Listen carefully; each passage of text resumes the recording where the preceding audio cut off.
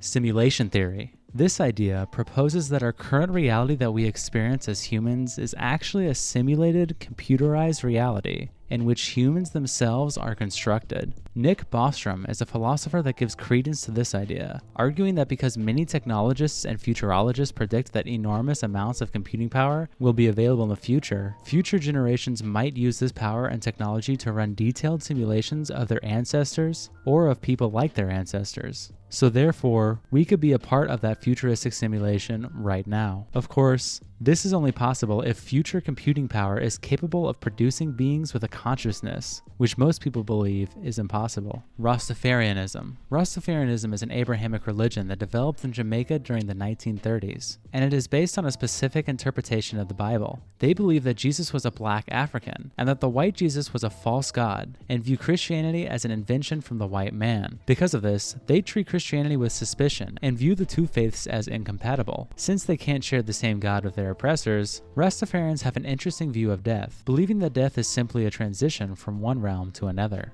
and that the soul continues its journey after physical life, as long as the individual practices righteousness their entire life. Because of this, they do not hold funerals. Never-ending life theory. This theory is pretty straightforward. It is the belief that when humans die, they are reborn again as a new person with no memory of their previous life. It's essentially just a form of reincarnation without religion involved. 22% of secular Europeans and 20% of secular Americans believe in the never-ending life theory. Cosmic theory. This theory claims that our consciousness belongs to the universe, not to our individual bodies or God, and that when we die, our consciousness returns to the cosmos. Many people also believe the end of the world and the entire universe will take place anywhere from 1 to 100 trillion years from now, because eventually the supply of gas needed for star formation will be exhausted.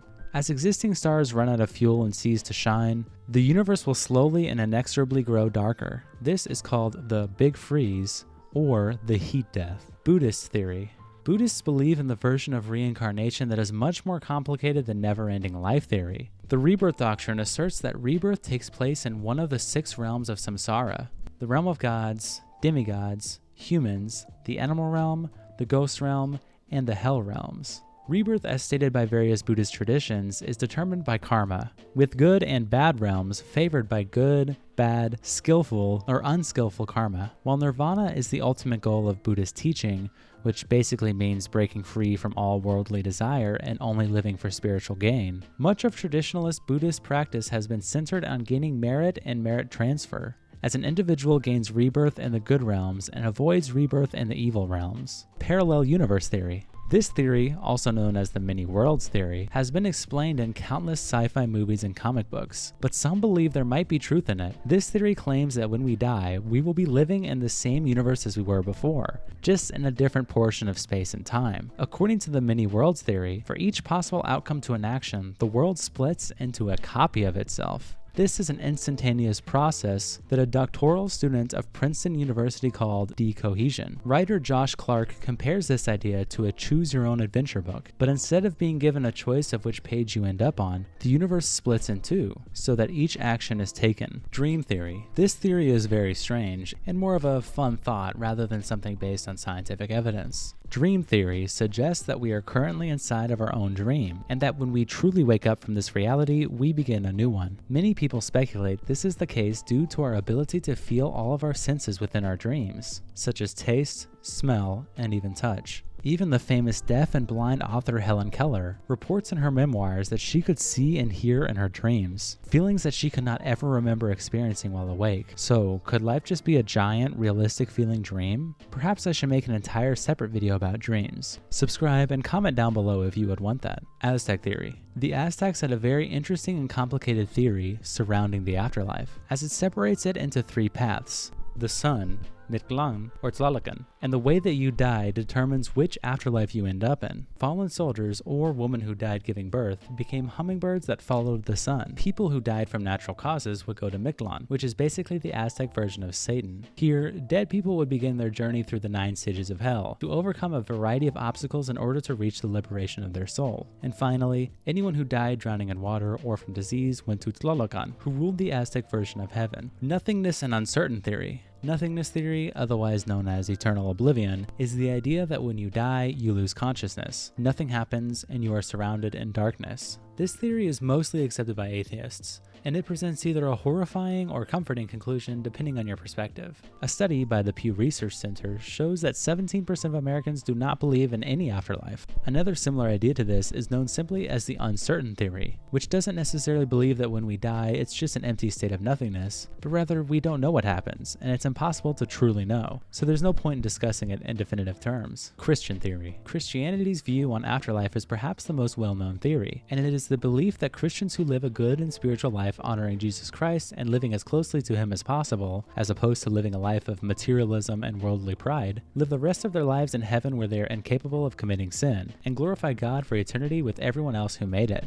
Conversely, anyone who failed to follow God or rejected him will live the rest of eternity in hell, where Satan resides. There are no Christians who fully understand what specific actions will get you to heaven or hell, as the understanding is that Jesus was intentionally vague so that true believers would follow his path passionately and genuinely, rather than just follow a glorified to-do list to achieve the good end result. Christians are also unclear what hell exactly looks like, although Catholics believe that in 1917, Mary, the Mother of God, revealed a vision of hell to 3 children that lived in Portugal, along with a vision of World War II, a tragedy that was yet to inflict the world at the time. Mormon theory. Many people debate whether or not Mormons are a denomination of Christianity or a heresy, with many critics of Mormonism pointing to their views on afterlife as a perfect example that they are being led astray. Mormon death theory starts off similarly to typical Christian thinking, by saying that evil people go to hell and that good people go to heaven. But their view on heaven is more complicated. Heaven is divided by 3 degrees of glory: the celestial, terrestrial, and telestial kingdoms. The highest degree, and by far the most desirable, is the celestial kingdom, where individuals can dwell in the presence of God. Here, they eternally live with God's presence, continue as families, become gods themselves, create other worlds, have spirit children, and increase in power and glory forever. However, some members of the Mormon Church deny that this is part of their teaching, claiming that these views come from misinterpretations of Mormon sermons, leading to a lot of confusion, speculation, and debate as to what they actually believe. Egyptian Pharaoh theory. Unlike other afterlife theories that believe the soul leaves the body, the ancient Egyptians believed that when they died, their physical body would continue to exist in an afterlife that was very similar to their living world. However, entry into this afterlife was not guaranteed. The dead had to negotiate a dangerous underworld journey and face the final judgment before they were granted access. Egyptian pharaohs believed their death was not permanent, however, and they would return to the world again for a second life. All the Egyptians' tombs were typically decorated with texts meant to help guide the deceased soul into the afterlife. Many of the deceased's personal belongings were also included in their tombs, which ranged in value depending on their social status. Pharaohs' tombs were provided with the vast quantities of wealth and various goods. Paranormal theory. Just like the multiverse theory we talked about earlier, paranormal theory is a collection of ideas involving the paranormal world, and it often falls outside the realm of mainstream scientific understanding, typically being the backbone of most horror films. That being said, studies show that about 4 in 10 Americans believe in ghosts, so it's not that uncommon for people to seriously discuss the paranormal theory, which is the idea that after death, our souls remain among living on Earth. This is often associated with ghost sightings or paranormal activity. It is also often believed that communication with these souls is possible through various mediums, such as Ouija boards, various ghost hunting equipment, and even through their dreams. Hindu theory. The Hindu theory of death and afterlife has a huge variety of interpretations, so it is a little hard to summarize it in one set ideology. However, there are some common themes and concepts that are widely accepted in Hindu thought. Hindu death theory is extremely similar to Buddhism views, as they agree on karma, dharma, moksha, and reincarnation. However, there are some key differences, such as the fact that Hinduism has its own priests, rituals, and it believes in the caste system. Hindu traditions consider the soul to be an unchanging eternal essence of a living being, and that it is what journeys across reincarnations until it attains self-knowledge, whereas in contrast, Buddhism asserts a rebirth theory without a self. Frozen head theory. Frozen head theory, or the practice of cryogenics on humans, is not a theory that concerns the afterlife, but rather a speculative practice that some believe can avoid death or the afterlife altogether. It is the idea that when we die, we can freeze our body in cryogenic nitrogen chambers, and they will be preserved for the future when advancements in medicines can bring us back to life. Of course, as of January 2022, no one who has ever undergone cryogenics has ever come back to life, and scientific feasibility of successfully reviving a preserved body in the future remains uncertain. However, this hasn't stopped anyone from trying. Reports suggest that around 500 people have been put in cryogenic stasis after legal death, with the majority of them being from the United States.